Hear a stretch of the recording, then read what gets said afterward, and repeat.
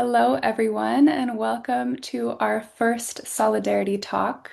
We are so glad you're able to join us this evening. My name is Sarah. I'm the project coordinator for the ENRICH Project. We also have Dr. Ingrid Waldron here with us this evening, who is the founder and director of ENRICH and co-founder and director of the CCECJ. Both of those organizations are hosting this event tonight. And we're very grateful to the Green Resilience Project for partnering with us to financially support this event. Our meeting today is the very first of its kind. It's our new virtual webinar series that we've created with the intention to amplify calls to action which respond to environmental racism and climate vulnerabilities in Indigenous, Black, and other racialized communities. So we really wanted to create an initiative that we could bring our network together to learn directly from key leaders on pressing issues that we believe required the united support and awareness of our network. And we also wanted these sessions to be very action-oriented. So each solidarity talk will conclude with a tangible call to action, or in some cases, multiple calls to action that we as the audience can all support after we learn from our guest speakers. So today we are spotlighting Shelburne, Nova Scotia, a historically Black Nova Scotian community that has been disproportionately burdened by environmental racism for decades. And we are so pleased to have two powerful leaders from this community with us today as our speakers. We have Vanessa Hartley and Louise Delisle. A few logistics before we get started. You can find today's agenda for this session in the chat. We anticipate that the meeting will run for about 90 minutes. And so first we'll hear from our speakers, and then following their presentation, we have some time for opening up the floor to your questions for a Q&A session.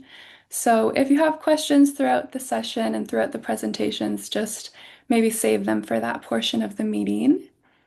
And to participate in the Q&A, you can either type your question directly into the chat, which you can find at the bottom of your screen, or if you want to ask the question directly to either Vanessa or Louise, then you can raise your virtual hand. Let's see if we can explain this. I'll try to find and then I'll put it in the chat how you can raise your virtual hand, just in case someone hasn't done it before. So that's how you can ask the question directly.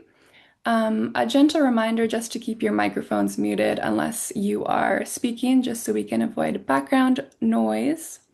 And finally, a recorded version of this Solidarity Talk will be sent to everyone, to all registrants following this discussion, along with any additional resources.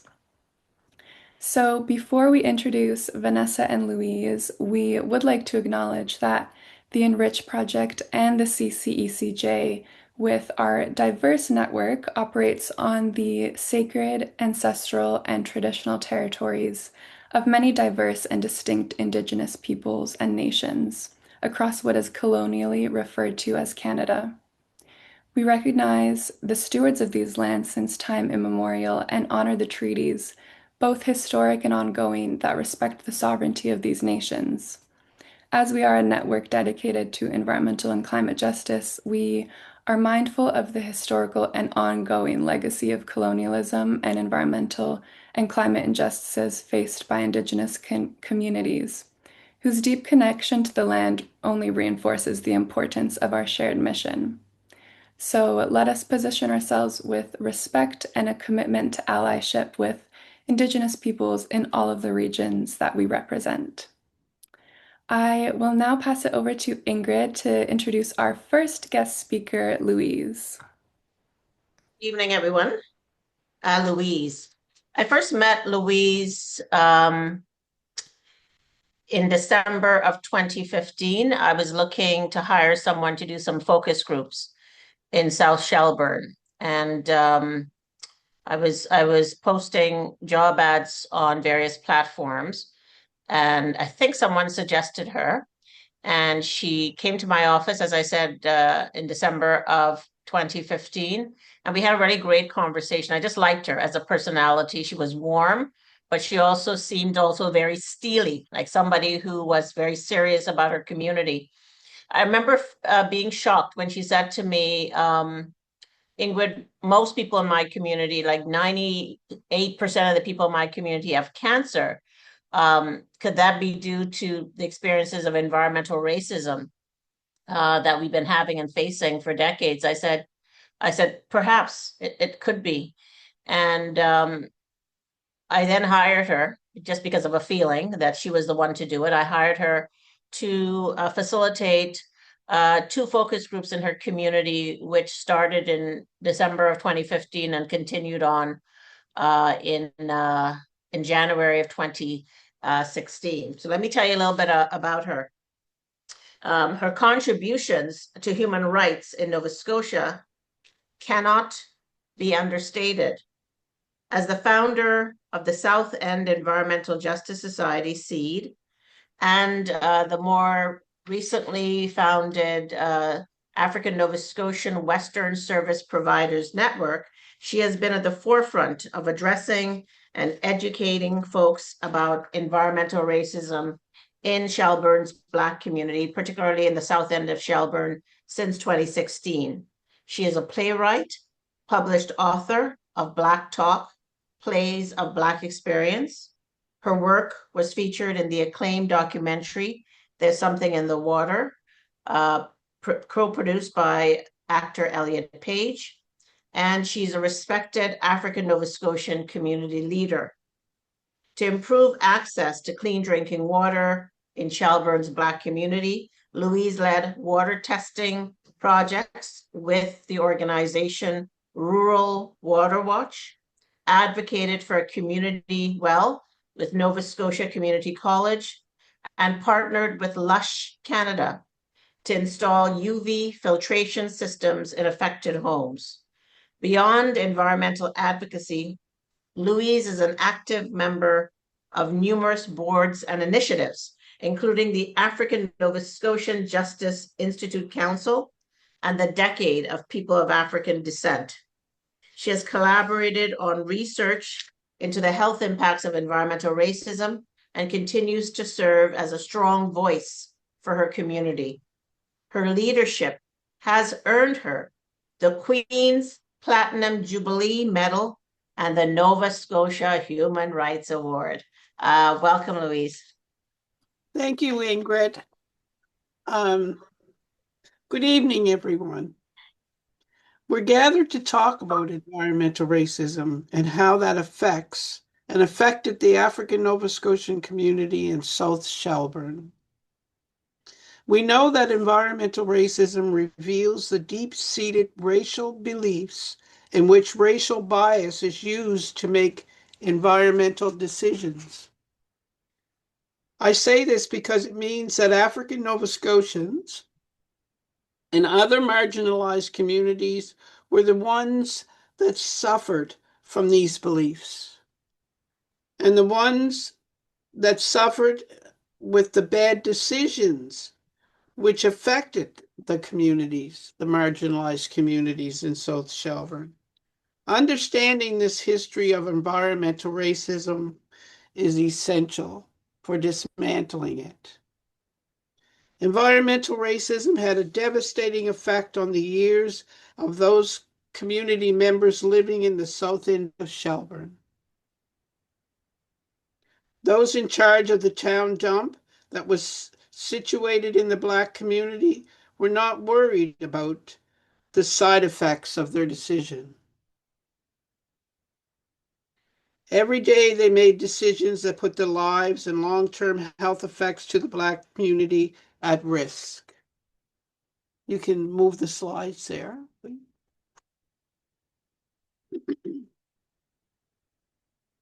I'd like to take you back to a time when the dump was in full running operation.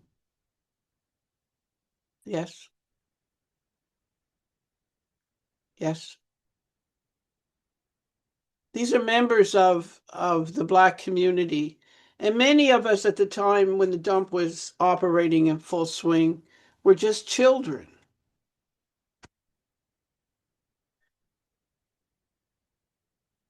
I'd like to take you back, like I said, when the dump was in full running operation. For the moment, picture a sky of dark smoke from the burning of old clothes and other garbage, maybe old paint cans, oil tanks that have been thrown there, or car parts, and lots of paper, rotting food, and animal parts. Okay, Sarah. Let's not forget plastic or other things dumped there.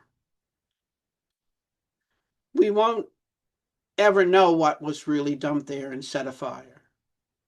The smoke from this fire has been burning for days now. And the ash from all the paper and materials burning has been falling on the clothes you're wearing, your yard where your children are playing, the clothes on your clothesline, the food in your garden, which is a necessity to feed your family.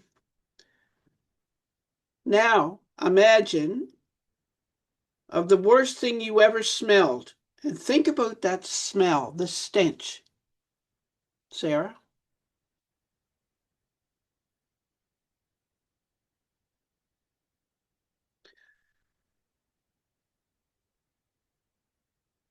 Which, if you think about it and then amplify it hundreds of times or more, the air you breathe is heavy with smoke and the smell that doesn't go away.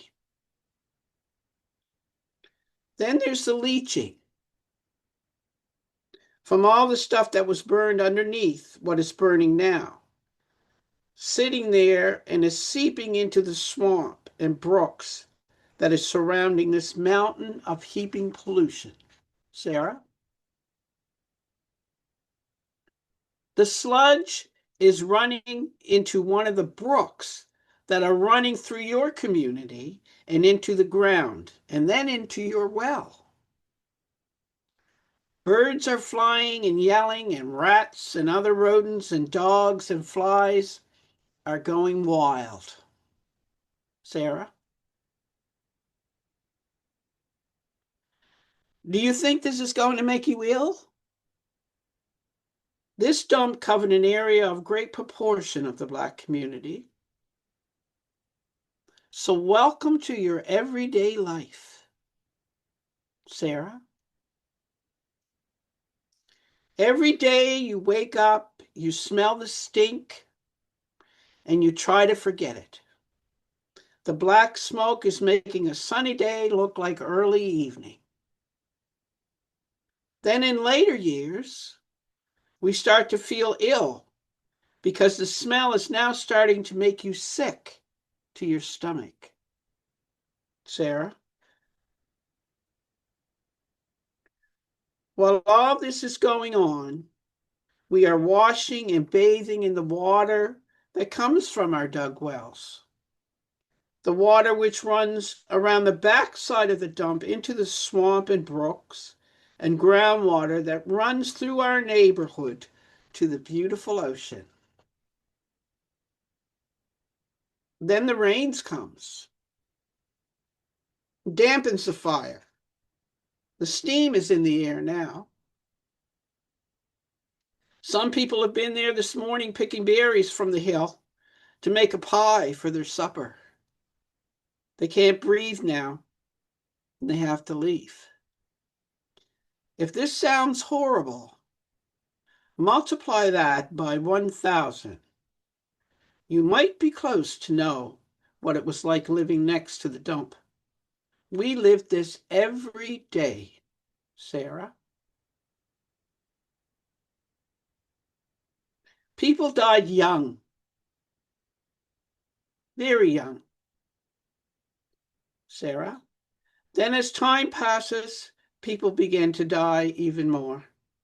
Understanding how environmental racism has affected this community is essential, like I said, for dismantling the systems that created it.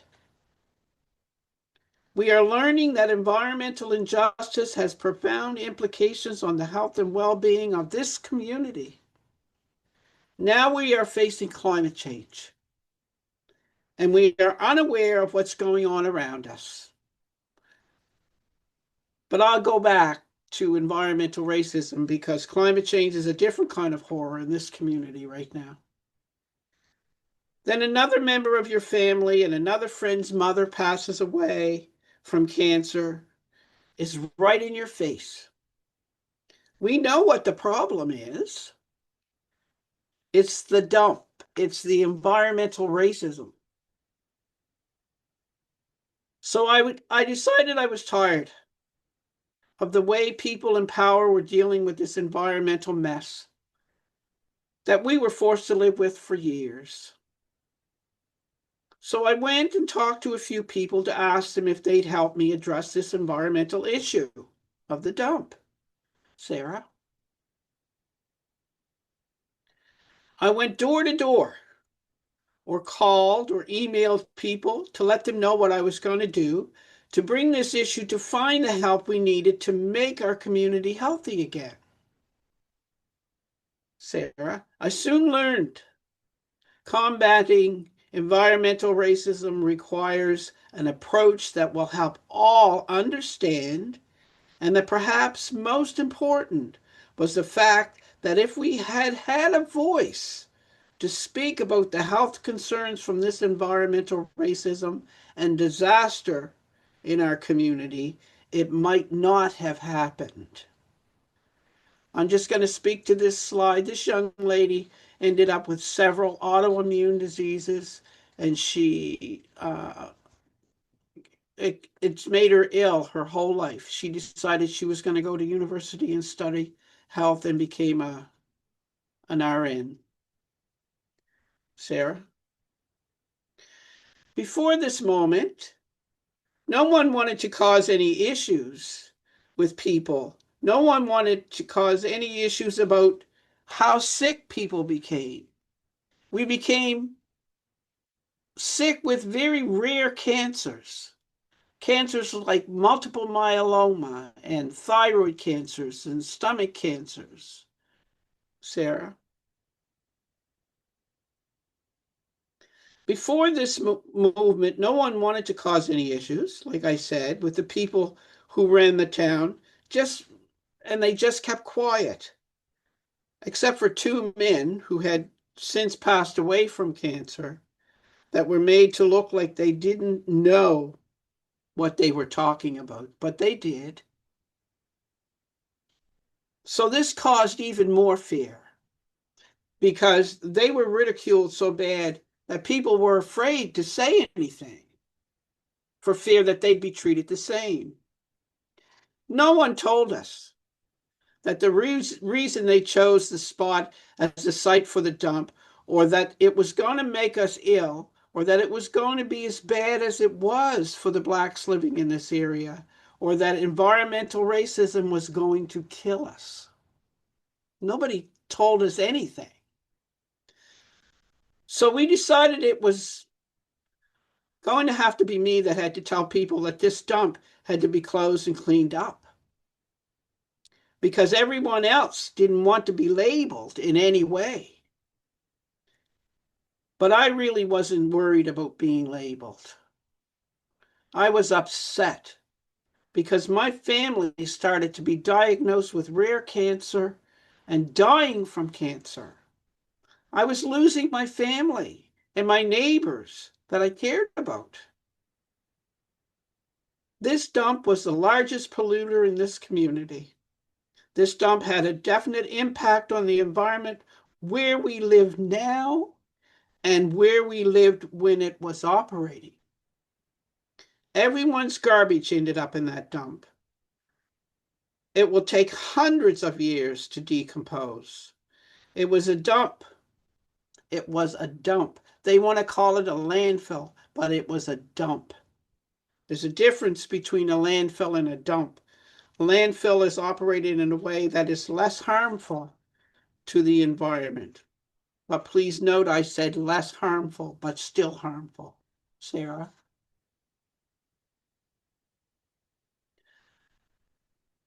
I went and I talked to a few people to ask them if they'd help me address this environmental issue of the dump. I went door to door or called or emailed people to let them know what was happening in terms of getting answers and holding someone accountable. Of course, they were happy to have someone to speak, afraid to do it themselves, but happy that somebody was finally speaking up. So it began. I started recruiting even more members for from a group of people to help me. Then I went again to talk to the people in my community who had lost a member to cancer or was interested in helping. So we formed a good-sized group. After education and reading about other areas, we then became more aware that we were addressing environmental racism, a name to put to what we lived every day, and didn't recognize it as such because this term was never used. With the group, we began to educate the community and made them aware of what environmental racism was. This began to anger some people in positions of power. So I then became a target of racial comments,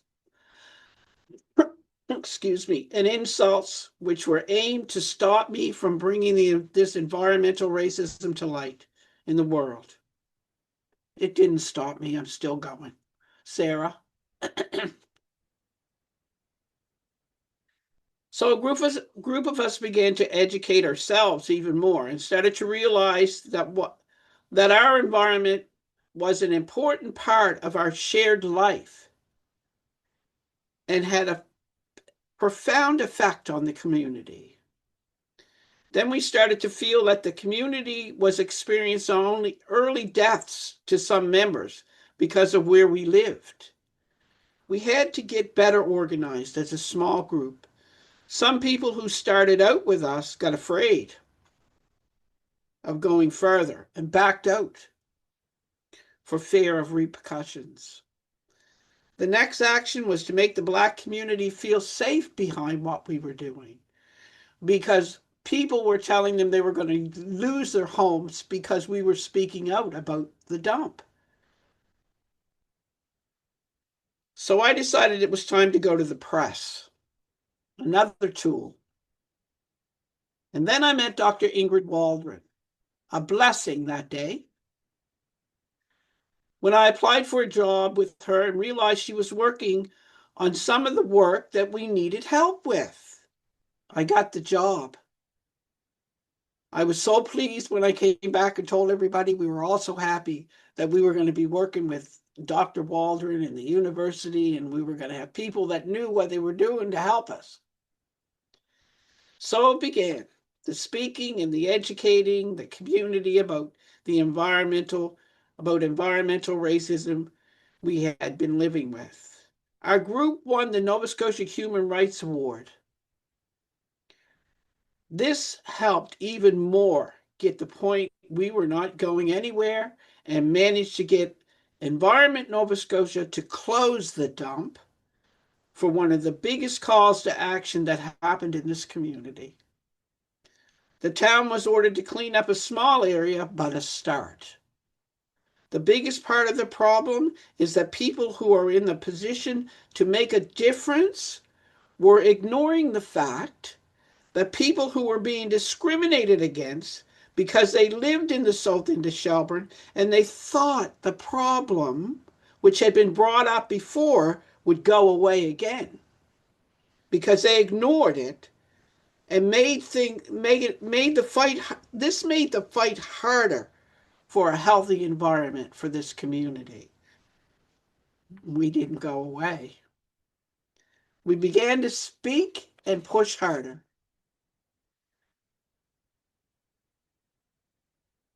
Environmental racism and climate change are the big part of the neglect in this community. Government needs to accept the fact that they failed. They failed to do their job when it comes to a safe environment for the African Nova Scotia community of Shelburne. That dump is now being decommissioned. Sarah?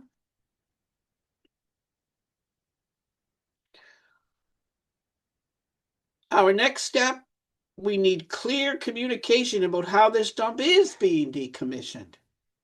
This is very important. Although the cost is high for the town, it is the best thing we feel could have happened for the lives of generations to come in this community. Like I said, we need clear communication about how this dump is being decommissioned. This is very important and has not happened yet. We are not informed as a community as to what they are doing. A community meeting, a group as a group would solve the issue. Just call us all together and tell us what you're doing. They have not contacted or involved any of us in the process, which is a problem we hope to solve. It might be too late for some of us because every other day someone gets diagnosed with cancer and 6 months later, they're gone. Sarah, would you mind going back to that picture with the group, family group there, a community group with instruments in it? They were playing instruments. I just want to take you back to this slide right here, because we look at this slide. This is something that happens in the Black community in Shelburne quite often. And I looked at this picture the other day, and I said, how many people are left that have not died of cancer in this picture? You see the man in the blue shirt? That's one. The man sitting way behind him? That's two. The lady with the gray and white striped shirt? That's three. And the man with the white socks on this side that you can't see. Everybody else in that picture has died of cancer. That's very alarming.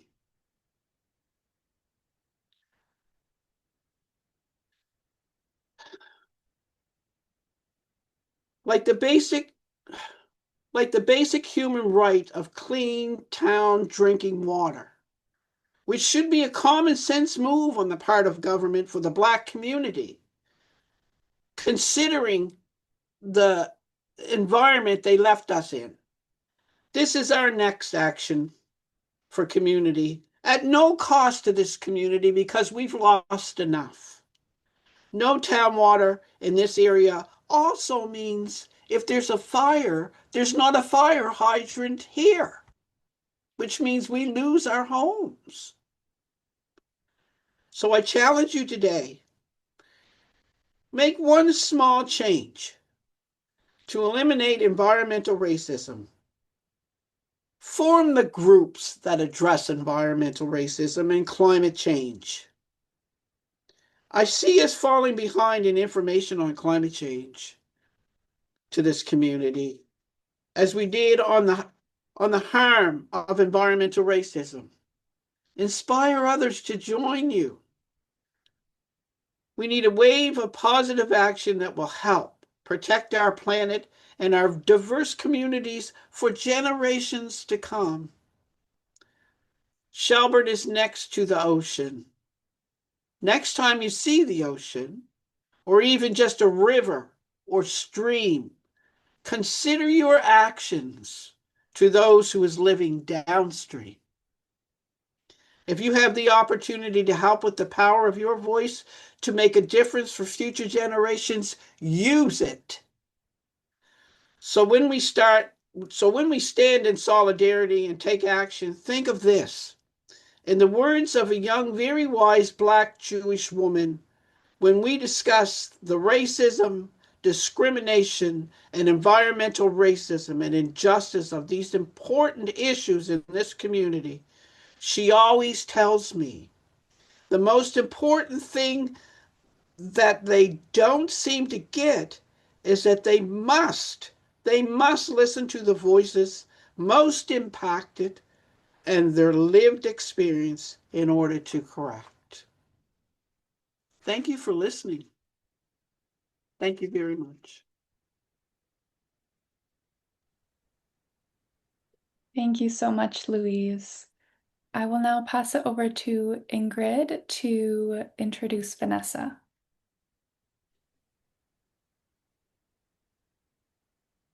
Vanessa Hartley. So Vanessa is an 8th generation Black Loyalist descendant, born and raised in Shelburne, Nova Scotia. She is passionate about environmental justice, inclusive education, and youth empowerment. She is a speaker, community leader, business owner, and facilitator.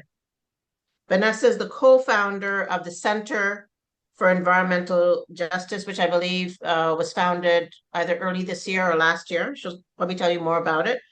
And she serves on the Recover Initiative Board and Board of Directors with the Nova Scotia Community College Foundation and Alumni Relations.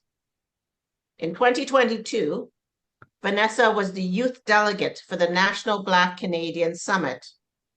She speaks nationally about environmental racism and injustice through education and awareness. Her goal is to continue to have challenging and progressive conversations that can change the narrative around environmental racism in Nova Scotia and beyond. Please welcome Vanessa. Thank you, Dr. Waldron. Thank you, Louise, for that presentation. It was profound, and there was moments where, you know, I have to recuperate myself here and just sit in that, because like we were saying prior to getting into the call, it's not every day that we're in these spaces together. So thank you. And I always love and appreciate you, especially when you speak and share your wisdom. So thank you. I'm just going to share my screen here. Share.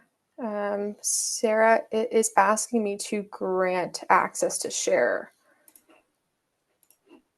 Let me help you, Vanessa. Let's see. Thank you.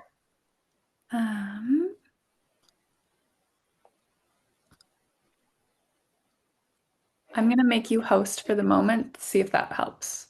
Okay, thank you.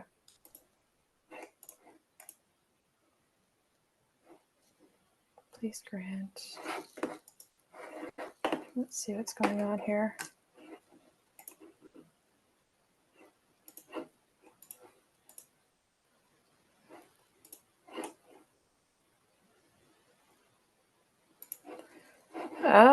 It's saying please grant browser access. Do you have any suggestions on how to troubleshoot? Well, maybe let's just try this here.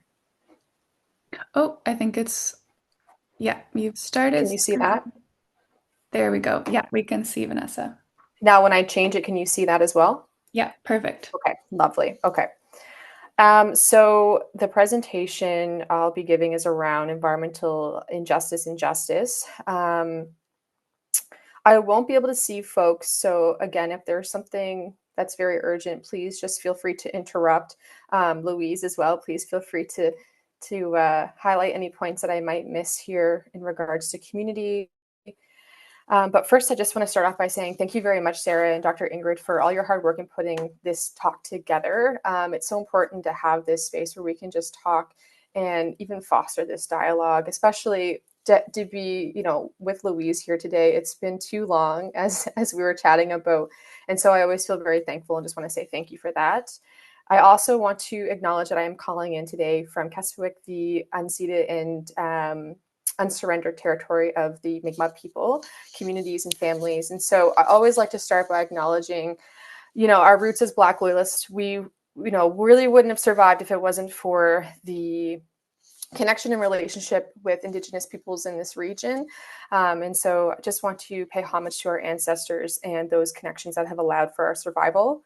Also recognizing that as African Nova Scotians, we've been here for over 400 years, and I am very proud to represent and honor my heritage as a Black Loyalist and African Nova Scotian. So quickly, I just want to go over a little bit of what we're going to be going over today. So again, we'll be talking a little bit about environmental justice, the dimensions of justice, some community identified concerns and impacts that we had done from a consultation back in 2024.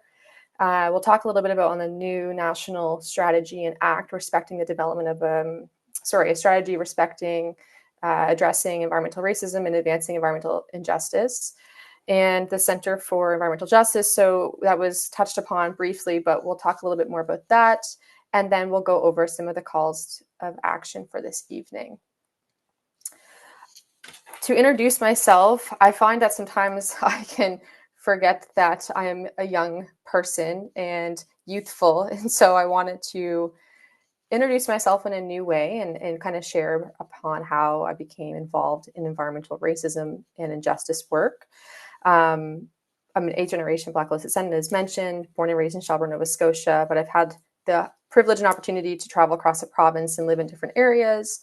And as you can see, the photo here of Louise and I, this was back in March 2024 during the Ministers' Roundtable here in Shelburne. And I always look at this and it brings such joy to me in my spirit, because if it wasn't for Louise, I wouldn't be here today having this conversation. Louise has been a mentor, guiding star, the entire journey of environmental injustice and racism when it comes to advocacy and community engagement or education for myself. I met Louise back in 2019, and it would have been after the Black Lives Matter march that we did in Shelburne. And I can remember Louise coming up to me and asking me if I knew what environmental racism was. And I said, no, I have no idea what this is. You need to tell me more. I'm interested in learning about this. And at this time, I was just talking a little bit about what it was as a youth growing up in Shelburne and the systemic racism and barriers that I faced growing up. And I felt called to talk upon this because it was a time where we were encouraged to. And so there was a lot of hype around Black Lives Matter at the time. So Louise comes up to me, she says, "Dear, I need you to really get into this. I need you to look at what's happening in our backyard." And I said, okay. So we had a couple meetings, and it was very quickly that I started working with Louise and supporting SEED. And from that moment on, I knew that water and community engagement, environmental justice was my thing. And I found a love like no other in community. At the time, I was, I think, 19 or 20. I didn't have strong roots in my community. I had worked previously in the museum, the Black Loyalist Heritage Center, and Louise, I also met her there as well. And we fostered connections, and she would share stories, and she would do her poetry, and she would share upon her writing. And it was the first time in a long time I had a connection with someone that felt like a grandmother in my life, and specifically a Black grandmother. And so I valued and really respected those times of connections where I didn't necessarily have that growing up. And since that time, we've spent so much time together across the country, traveling and speaking together. So I feel very grateful and humbled to be here in this moment with you, Louise. So thank you for allowing me to be here and sharing this with you all. Thank you, Vanessa. So I'm going to speak a little bit about environmental injustice. So my screen is this way, so I might be looking off to the side, but Environment and Climate Change Canada in 2025 stated that there is no definition for environmental justice. However, they have outlined it as such, that it is a movement seeking to ensure fair and meaningful inclusion of affected peoples and equal sharing of benefits and costs when making decisions about the environment. Environmental justice aims to recognize and seek to address the existing inequities faced by Indigenous, racialized, or otherwise marginalized communities throughout the decision-making process. It's a lot of words. What I answered this question as, in terms of what does environmental justice mean to you, is it means transforming ecosystems rooted in justice, fostering mutual respect for people and the planet based on trust and fairness. It's a very broad statement, but I believe that our foundation for change in all system lies within environmental justice. So with the definition being laid out of what is EJ, I want to share upon where the dimensions of environmental injustice and justice impacts the South End and our residents here in Shelburne. So we have a couple different types of justice that we'll touch upon. So the first one being distributive justice. So that is in which how environmental burdens and benefits are allocated within a community. So in the South End, our residents lack access to town and municipal services such as water, green spaces, good roads, and sustainable development and infrastructure. So Louise has touched upon this as well. We have an uneven distribution of hazards. So we have the dump on Morven Road, but we also have the sewage plant just down the road as well. And Louise can definitely speak to this in the summertime when it's not working properly due to lack of funds and infrastructure. It smells horribly. And so it lingers all the way through the South End. And then we also have disproportionately impacted by pollution and many adverse environmental health outcomes. So again, as Louise was talking about the leachate that is coming through the water, we also have experienced air pollution. And so obviously these are lending outcomes to community residents in their health. And that includes all facets of health. So psychological, mental health, well-being, quality of life, and then the physical health as well. Recognitional justice, so respecting and fairly considering diverse cultures and perspectives. So Louise also touched upon this as well, where you need to listen and value the expertise, the community voice, and stories of impacted communities and individuals. But it also talks about the inaction or the delay of cleanup and remediation. And so, we've been dealing with this since the 1940s, and folks have been very well aware of this since 1994, even prior to then. So the cost that it would have taken, many years ago to clean this up properly and remediate this site, it's costing us more in the long run. And that goes beyond financial. That goes into, community where we're continuing to grieve our elders and our family members because of this lack of action. It also looks at the environmental assessment and impact assessment processes. So it means incorporating traditional ways of knowing and seeing in these assessments and frameworks that will allow for cumulative impacts on racialized communities to be implemented. It also looks like the CEPA, the new adoption of principles. So the Canadian Environmental Protection Act, which is a foundational legislation for Canada around environmental protection.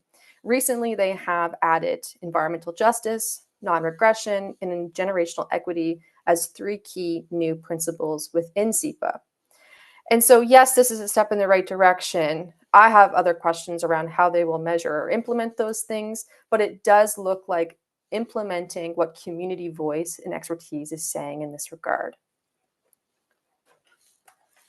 So then we also have procedural injustice and justice. So who is participating in decision-making, who is saying what needs to change, what needs to be advocated for.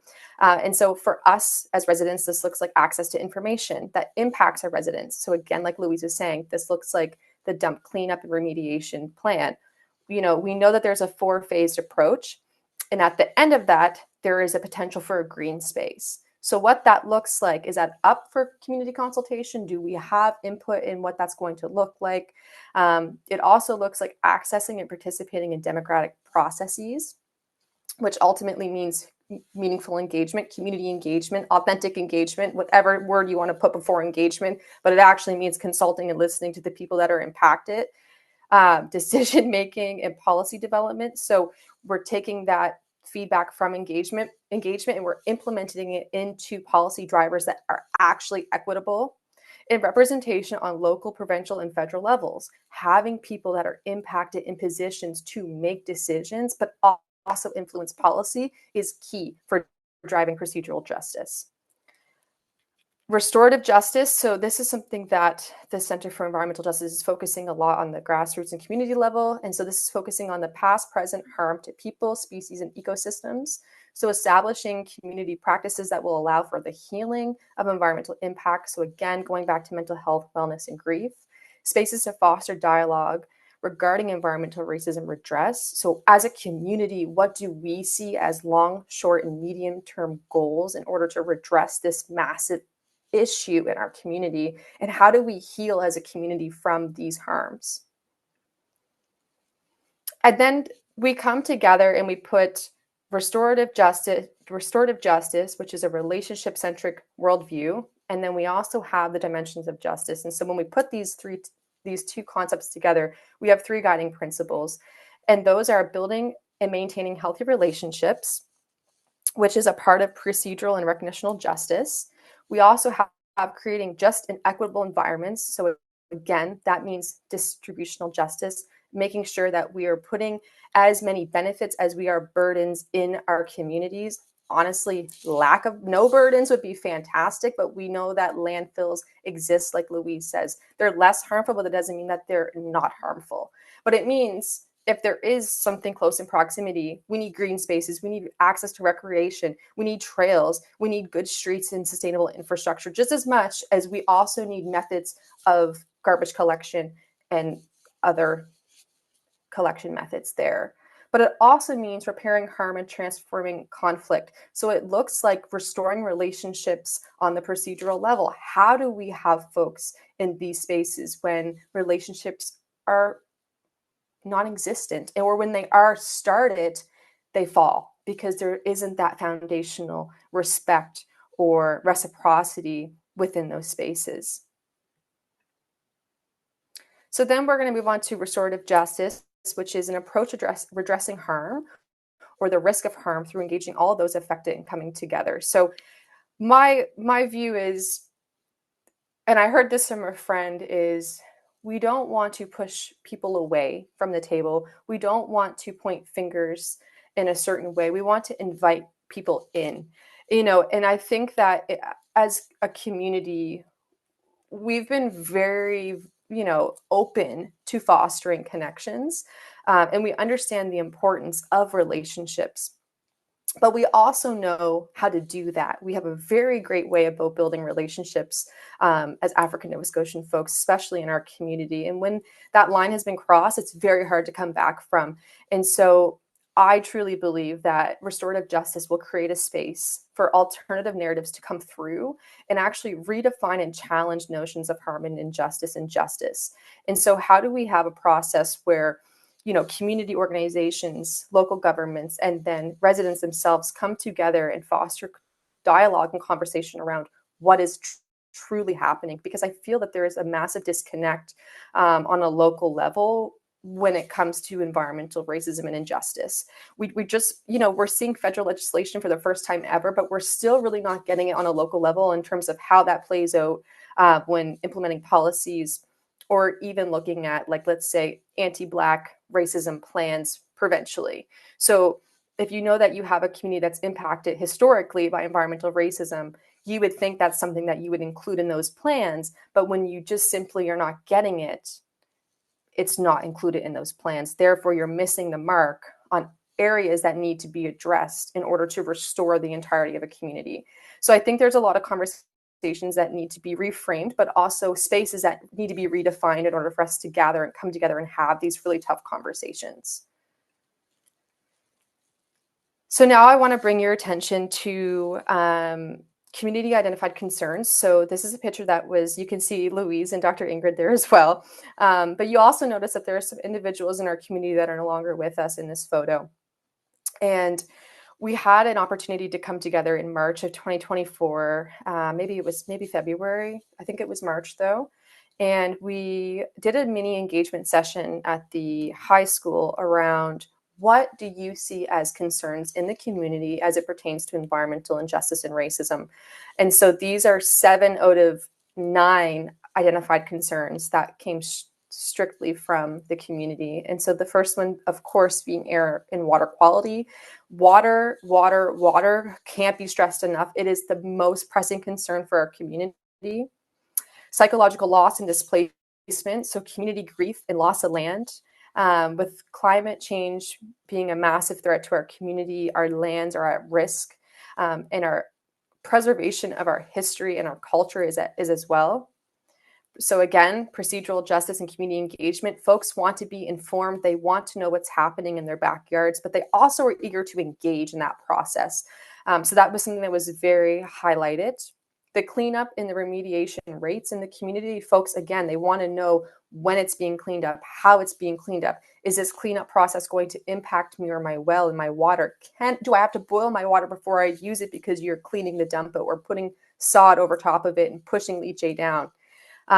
Again, accessing clean drinking water. So this was a separate concern because there is a certain level of systemic inequity and racism that comes with accessing town water sources, not municipal, but town. And then the mental health and the well-being of youth in our community. So folks were very, very worried about coping mechanisms and mental health and addictions, and how our youth are coping through the generational impacts of environmental racism. And then employment and housing also being tied into all of these intersecting concerns. So we have low unemployment rates, and then we also have a lack of housing too. So these were 7 massive concerns identified by the community back in 2024. So I want to touch quickly on the community impacts. So we have social, economic, political, health, and wellness. And so we know that the stereotypes, the prejudice, and the bias are still present of residents in the South End. The residents were always viewed as poor or less than, and we continue to fight for the basic human rights for clean water and social inclusion. So the racism and the discrimination that is still faced from residents is very thick. And when we speak about the social impacts, it's also about, we've done focus groups and we've done interviews with impacted individuals, and they speak upon the feelings and the traumas that lie with them in remembering what it felt like to go to school and feel this, what it felt like to go to school and be made fun of, or to be stereotyped because you lived in the South End and the dump burned that day. And so these are realities that our communities have faced and still face. And now it isn't as prominent or in your face, but it's generationally. The economic impacts, so the dump has continued to negatively impact the environment. Our homeowners in the South End have lower property value due to the close proximity of the dump. There is a lack of or little sustainable investments towards infrastructure. And also, we don't see commercial or residential developments happening in the South End. So we don't see spaces like we don't see like apartment buildings or developments coming into the South End. Political, so little to no representation in local council or government. So this year was the first African Nova Scotian mayor in Shelburne history. So we're very excited about that, and we always continue to extend our congratulations to Mayor Jacqueline.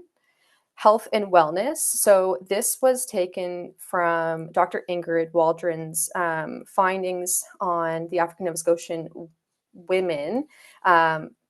There was some focus groups, I believe, done here in 2014, and Louise helped with that through the Dalhousie research. And so some of the findings around that, and I could have that wrong, so Louise, please feel free to correct me.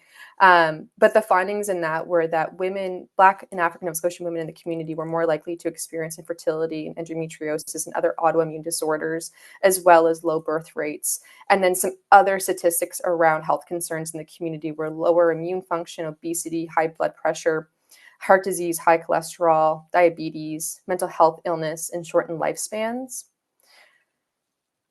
And it's important to note that when we find heavy metals in water like arsenic, manganese, lead, iron, and even E. coli, which isn't a heavy metal, but it is feces, these will all kind of trigger some of those health and wellness impacts. And so when we tested the water, I think back in 2021, we found some of these contaminants in the wells, and that's what led to the UV filtration systems being installed.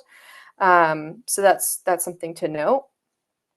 But it's all political. So now we're going to touch a little bit about Bill C-226, which is the act respecting the development of a national strategy to prevent, assess, and address environmental racism and advance environmental justice.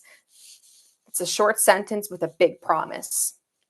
And so on our website, you'll find a community briefing where we outline the 4 different phases of this bill. And so we're going to go through those today just for folks to be aware of what's happening in the federal landscape around legislation. So quickly, the Minister of Environment and Climate Change of Canada must develop a national strategy to promote efforts across Canada in advancing environmental justice and to assess, prevent, and address environmental racism. Consultation will continue. It's already began. You can stay up to date by checking in with the Enviro Equity page. I would recommend that if you are someone that is extremely interested in this work, to sign up for their newsletter where you'll be emailed when consultation or submissions are open. And then also there were a few possible measures outlined in this bill that the minister might take, which is possible amendments to federal laws, policies, and programs. So one of those being SEPA that was mentioned earlier, the involvement of community groups in environmental policy making, compensation for individuals or communities, and the collection of information and statistics relating to health outcomes in communities located in proximity to environmental hazards. And so once the strategy is developed, they have reporting and tabling requirements, which requires this act, the act requires this strategy to be tabled within the host within within 2 years of it becoming federal law. So the time is ticking, and we should see something fairly soon. A publication. So the minister must report on the website within 5 days after it's been tabled, and then every 5 years it must be reported on. So when we think about, federal drivers or mechanisms for policy, this is huge. And without Dr. Ingrid Waldron and Louise's work on this, starting in Nova Scotia, we wouldn't have seen it at a federal scale at all. And so again, it really does come from community and grassroots organizers such as Louise and Ingrid and academics as well that have done this work to really have a strong footing in the federal space. So there's not enough I can say to say thank you for that, because like when we think about the impacted communities, our community wouldn't have the footing it does now without something like this to stand on. So policy and procedures are very important in the space of environmental justice. And that kind of leads me into the Center for Environmental Justice, because our work really stemmed from the establishment of that bill. When that bill came out, we were so excited, but we also were awakened a little bit in that moment and saying like, okay, Louise and I were doing a lot of work and it was just kind of on the side of our desk. We didn't really have anything formal or concrete. And we wanted to make sure that when this bill and when the strategy was enforced, we would have the mechanisms to hold government accountable first, to be transparent with our community, and to ensure that we were well informed on how we could make the space better for all residents. And Louise, you touched on that. You said, listen to the voices, but it's also about an approach that helps all. And I love that, because I feel like that message gets lost a lot when we talk about environmental racism, because people hear the racism and they get scared. But really what we're saying is we want everything to be better for everybody. But first we have to start with our communities. I won't touch too much on this because I'm running out of time, but I will do the calls to action. And our first one is we are calling on local and municipal governments to recognize and apologize for the ongoing and historic effects of environmental racism in the South End African Nova Scotian community in Shelburne, and to prepare to adopt and align with the national strategy of addressing environmental racism and addressing environmental justice. We also call on all private and public sector bodies and individuals interested in advancing environmental justice to assist our community with the establishment and support of the Canadian Conference on the Elimination of Environmental Racism through the Center for Environmental Justice. And so this conference will be geared to bring local, provincial, federal, and municipal entities, bodies, elected officials, residents together to establish tangible methods, pathways, and frameworks in order to move this work forward. And with that, I will conclude. And Louise, if there's anything I've missed, I would welcome you to add. I have absolutely nothing to add to that. That was very well done. Thank you. Thank you, Louise. Thank you so much, Vanessa and Louise, not only for your presentations, but also for your advocacy and commitment to your families and your community at large. I'm sure it's a sentiment that a lot of us in the audience today share, but I just feel so grateful to learn from you both tonight. And it's also so beautiful to see, to witness your dynamic together and the gratitude you have for each other. That's really special. I wanted to mention for the audience that on that first call to action that Vanessa mentioned, we have created a draft template if you want to reach out to your local government or representatives. So we're going to be dropping that in the chat right now if we can. If not, we're going to send that around to everyone with this meeting recording as well. So that can be a starting point if you'd like to reach out um, to your governments. And we'll now move to our Q&A session. So just remember that to participate, you can either type your question directly in the chat. Yes, I think I might see some questions already. If not, you can ask your question directly to Vanessa or Louise. I've figured it out now, and at the bottom of your screen here, there's a little button that says React. If you want to click that, and it says, when you click it, it says raise hand. So if you'd like to ask your question directly, we'll be watching for your hand and we'll spotlight you, or just you can ask it. So Camila and I will be monitoring that. And just, yeah, reminder to keep your mics off if you're not asking the question so we can hear everyone. So with that, I will turn it over to see if we have any questions. And yes, I will turn it over to Louise and Vanessa. Okay, I think so that I can get myself sorted here. The first question I see is from Ashley. Ashley Miller in the chat here. And the question is there any concern with the recent shift in government that Bill C-226 will need some extra push so it doesn't get dropped in the current political climate?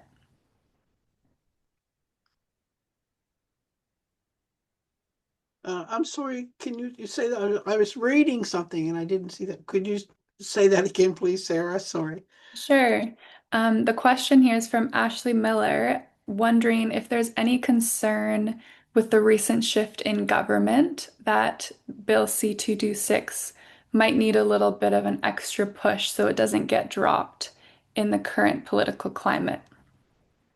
Um, I don't think so. Maybe Ingrid could answer that, but if it's the law, I think it's something that has been passed as law, so it's standing, so it doesn't matter with the government. I don't think it is going to affect the decision to make it law. I could be wrong, but I think that it'll stand the way it is, which is good. Yeah. What do you think, Vanessa? I love the question. I think that that's a great question as well. And that's the first thing that I wrote down was, well, this is a mandated legislative act, so they have no choice but to act on it. Whether or not they do it in the eyes of how community sees it or in the ways in which we, as folks guide them or influence, that's a little different. And it's kind of that's its own beast. But in terms of what you're saying, Louise, I completely agree. This is something that is law, and if they don't do it, then they will be at fault within their own findings. Wonderful. And Ingrid, if you have anything to add, please do. And if not, then we have another question from the chat here from Elizabeth Cook that asks, this was very informative for those outside of the area. Question for Louise, do you have champions advocating at the ministerial level?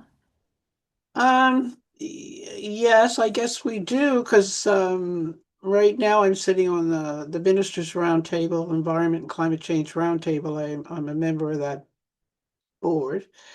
And he's the minister, Tim Houston, is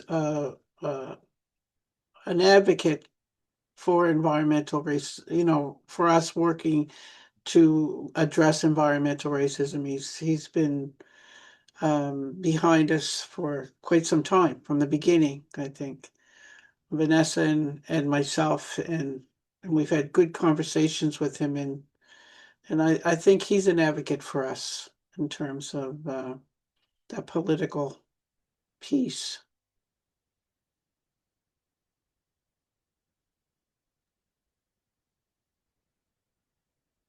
Are we seeing any raised hands? I don't think so. If not, Can I ask a question? I can't see the raised hand thing, but I had a question for either Vanessa or Louise. So I don't know if you've answered it already, but now that the environmental justice legislation is in effect and the National Environmental Justice Strategy, which is part of that law, is underway by Environment and Climate Change Canada, I'm wondering how both of you and your community will be engaging with those consultations, because as you know, the strategy includes consultations with impacted communities across Canada. A consultation slash event slash conference was held in Amjinwang First Nation in early February. And I was told that it is a pilot test for consultation. So if it worked well, it would provide a blueprint or a model for the way in which other consultations would go in other communities. So we have the law, the National Environmental Strategy is underway. It's supposed to be completed next year. How are you planning to initiate engagement with Environment and Climate Change Canada? You've got all the studies, you've done the work, you've got the documents, you've probably done more work than most.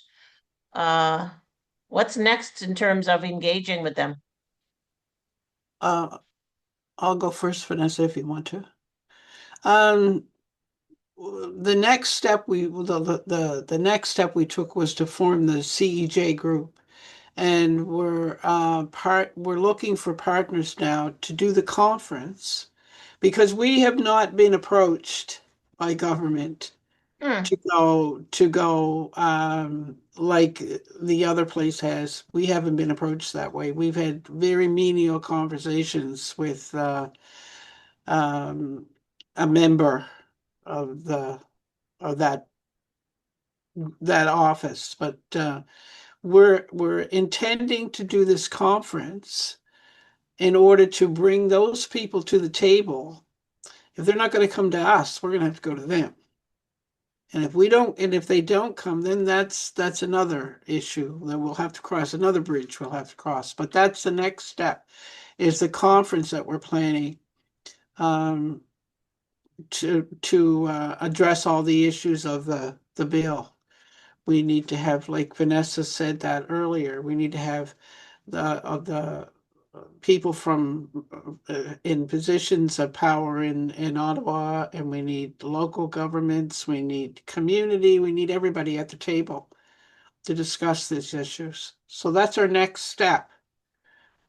Why not initiate things? Because I think I said to you that the approach by Environment and Climate Change Canada is to wait for communities to approach them. That's what I was told by We've people already directly. done that. We've initiated. We have Okay. initiated. But And the what is person that we initiated to has not been forthcoming with us. okay. Okay. I could use names and I really want to, but I won't. But yes, we have initiated, Ingrid, and there's a promise on the table that more communication will happen, but it hasn't happened yet. Okay. Well, just to say that ENRICH and CCECJ will be happy to collaborate with you on anything, Thank you. including the conference and any approaches that you would be making and documents that you will be developing. We're happy to help. I think Vanessa has reached out to start those negotiations with you, or the talks with ENRICH and everybody in the coalition. I have a second question. It's about your new organization. What are some, so that's the Center for Environmental Justice in Shelburne. What are some of the activities you plan to engage in with this newly founded Center for Environmental Justice? Example, are you planning to engage in research and community engagement, advocacy, policy, anything else? What is your vision? Vanessa? Okay, all of the above, all of the above. And Louise, you probably know I'm dying to jump in on that first question. I know you Yeah, so in terms of, I'll tie it in all together, I guess. We are looking to do engagement, but we're not going to wait around for government institutions and instruments to lead our work. We're going to allow the community to drive us, and so we're not going to get lost in the adoption of federal legislation. Although it was something that really jump-started and sprung us forward, we don't want to become reliant or dependent on waiting their timeline. We know that this is urgent for our community. And as Louise said, there's folks that are no longer with us that were with us a year ago. So we don't have the cost of time or the privilege of time, I should say, anymore. But in terms of some of the activities that we're undergoing, we're currently doing engagement. I don't want to give too much away because I don't know who's on the call, and I like to keep my cards close sometimes. Yep. But we will be looking to influence policy for sure, but in a new way. We'd like to approach things a little bit differently than the past. I think, again, focusing on how do we collectively heal from this process, and what are the steps moving forward, and some of the pathways through, whether it's the legal route or whether it's through engagement and policy, whether that looks like establishing community partnerships and strengthening education awareness. We're really just looking to kind of do it all in a way that is cohesive and still staying within our lane to advance environmental justice for the community. Okay, great. we're also working with the community in a healing way. And we're doing things like providing, we just wrote grant for a healthy environment walk during for seniors and whoever wants to go, and as well as connecting youth and seniors and teaching and learning from each other. We're doing things like that to help heal community, as well as doing the other stuff, like, trying to make a difference that way, because mental health, drug abuse, and alcohol abuse in our community is rampant. And it's rampant because of environmental racism and discrimination in this area. Okay. There are people in our area that don't even want to recognize that we are a community, which makes it even harder. And like Vanessa said, it's about where you live and things like our housing, and we have no infrastructure. Like our homes that have been here, some of them for generations, are worth very little value in terms of the real estate market. But those are things that we're trying to heal and rectify first going forward.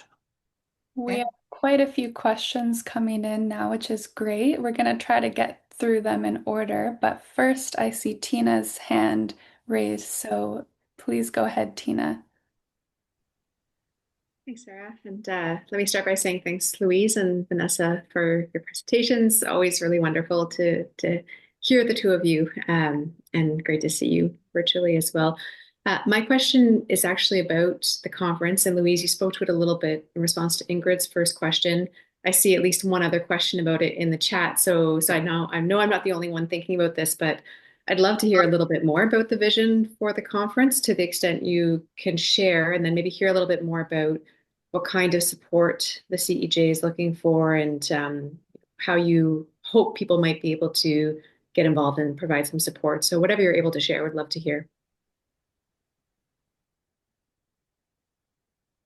Well, we're just in the beginning stages, and Vanessa and I work very funny because we just bounce things around, like, we're now in the process of trying to write the project to get the funding to do this conference, and we could use help in terms of people letting us know what would help us in a successful campaign during this conference. That would help.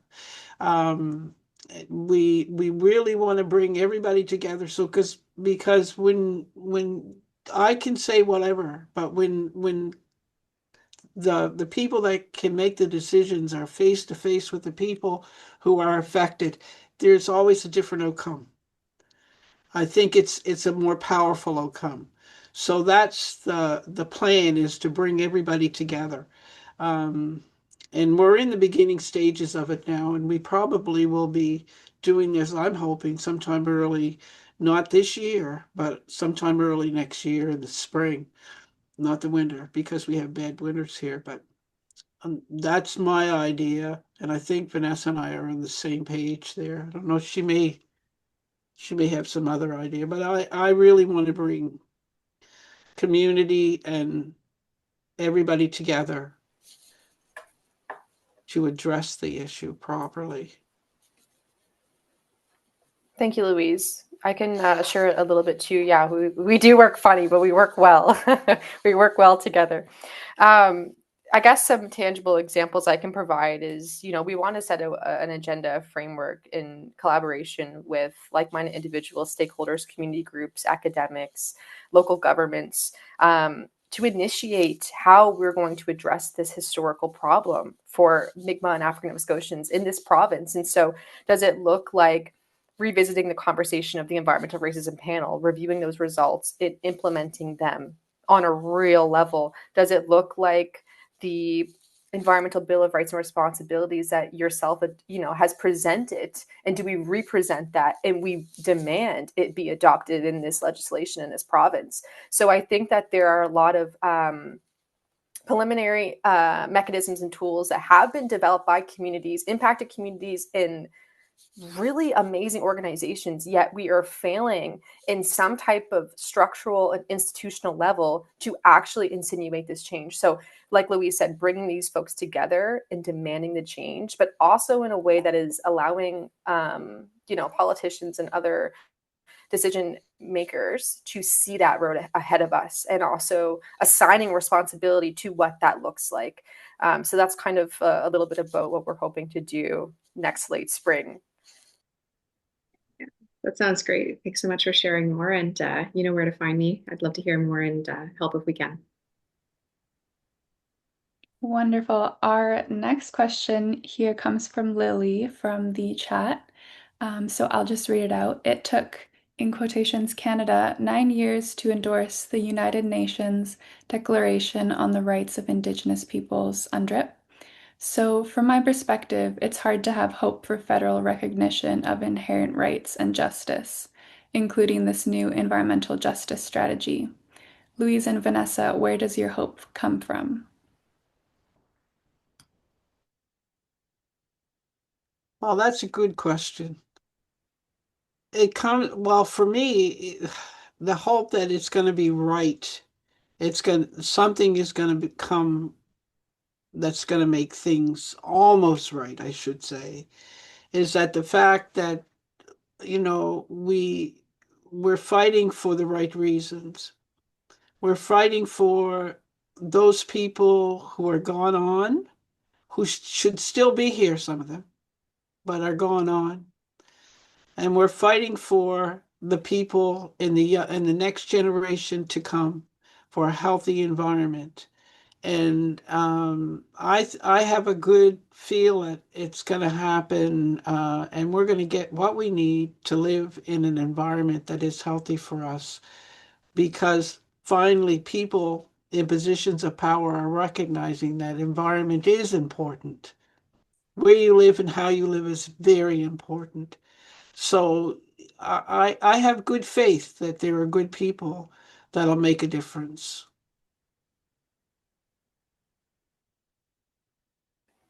Hi, Lily. It's so nice to see so many familiar folks on this call. And thank you for being here, supporting and asking these questions. I know Lily very well for folks that might not know that, but Louise, you spoke to it exactly. You know, as soon as I heard the question, I wrote hope versus faith, and I learned this a long time ago. That to have hope is sometimes almost walking blindly, but when you have faith and you're grounded in your ancestry and who you are as a community, you're going to go a long ways. And so it really comes down to that proverb. And I know, Lily, you already know what I'm going to say, right? When you go alone, you won't go far, but when you go together, you go very far. And so I think for me, I like to be rooted in my spirituality and in knowing that good and love always outlast bad and negative. And I always do things out of a space of good intention with authentic roots in the community. And it took 9 years, unfortunately, for UNDRIP to be adopted. But we'll keep going and we'll keep pushing, and it might be another 9 before we see something provincially.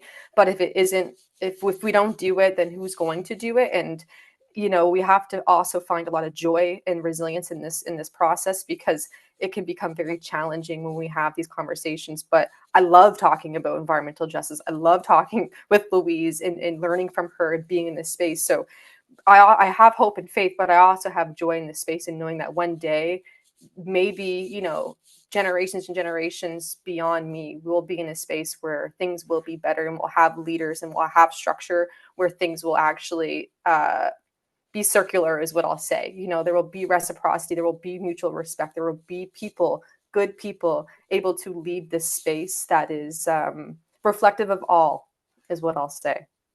So thank you, Lily, for that question. The next question comes from Devin in the chat. Devin asks, can you discuss mutual aid efforts that supported your struggle, or ones that have introduced or worsened obstacles? Oh dear. I can't talk about what I feel has worsened, because I'm sort of tied to what I can say because I have a human rights case pending. So that's an obstacle for sure. Um, I, I think that what has really hindered our work is that our community, there's people in the community that don't agree with what we're doing, and they have separated members of our community from us. And that to me is one of the worst things. But they are, but hopefully, um, with the way we're planning to do things, that they'll come back. I don't know if that answered your question, but I think it's something that, you know, that's really, really the hardest part is the community. There's several members in the community that are divided from the community, and that's not a good thing.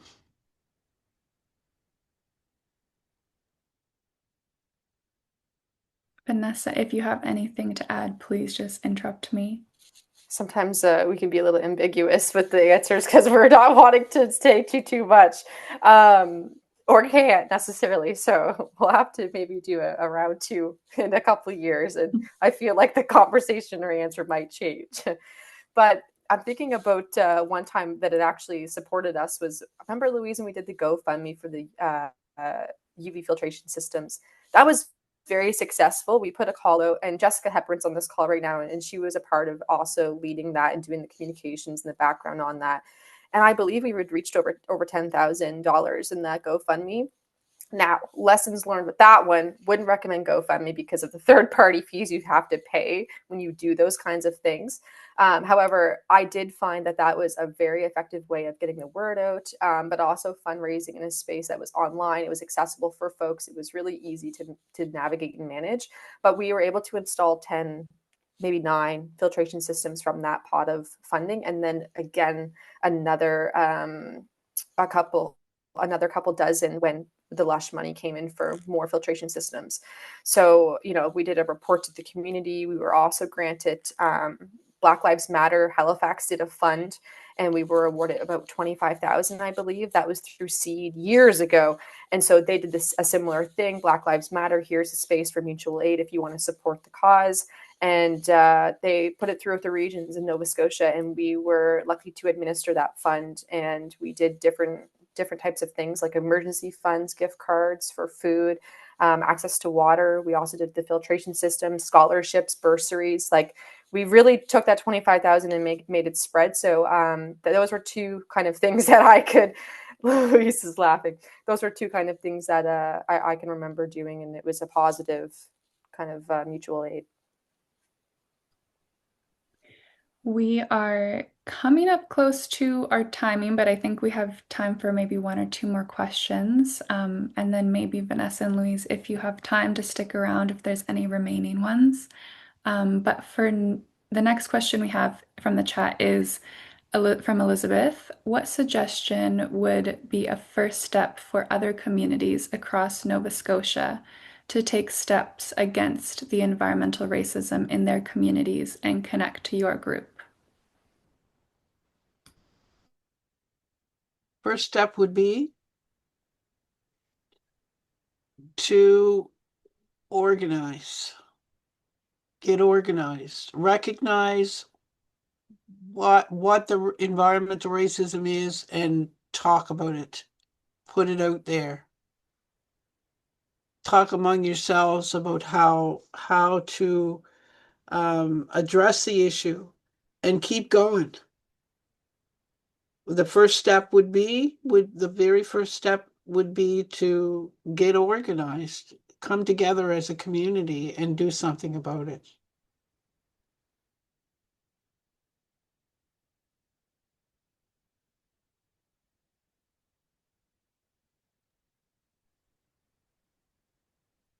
Wonderful. I will ask the next question unless you have something you'd like to add, Vanessa. Okay, so maybe next and final question. We do have another question from Ingrid, but we're going to connect so we can ask that, I'm sure, at that time. So final question from Jessica from the chat. Wonderful presentation, Louise and Vanessa. Yes, wonderful. When will the conference take place and how can folks support or get involved? I know you've spoken a little bit about, maybe we've already answered this question. I don't recall if you said when it would take place. I maybe just missed that. We said sometime early next year is what we're planning. And we could use your help, Jessica, for sure. Whenever you're ready to reach out, just let me know, and folks can support by just helping us in any way that they think that they can to bring it together. Because it's like Vanessa, our board is a very hardworking board, very hardworking, but we could always use more hands. I'm going to just ask this final question so we answer them all, but this one's from Ingrid. About 2 years ago, an environmental racism panel was formed by the Nova Scotia government to address environmental racism in the province. Can you share how that initiative can support you in the fight against environmental racism? I can't answer that question because I don't think the panel was even completed. I have no idea what was in that panel or how it ended, how the government decided to do anything with it. It never came back to community. That's a loss to the community. We never saw the panel and we don't have any information about the panel, Ingrid. I don't even know if it got completed. Okay, but there was a report that I heard was finally completed. Did you ever see the report? No. No. And have you heard of anything about this panel since? I've asked for the report, and people keep telling me there is no report. Mm. Yeah, I know. It would be nice to have that, but Where I'll is say it at? this, I think that was a great initiative that was inaugural to Canada at the time. We weren't seeing federal legislation adopted at that time 2 years ago. So I think that there was high hopes in Nova Scotia that they would be looking to seriously address environmental racism. But I think for me, as outlined publicly in their terms of reference, outlining provincial jurisdiction around redressing environmental racism will be key in this fight. So for me, I would say how that initiative could support us is, okay, great. Release the findings, identify your jurisdictional bounds. So federally, we can identify those jurisdictional bounds, and together we can actually prevent, assess, and address environmental racism and advance environmental justice. There's no report, so there's nothing you can do.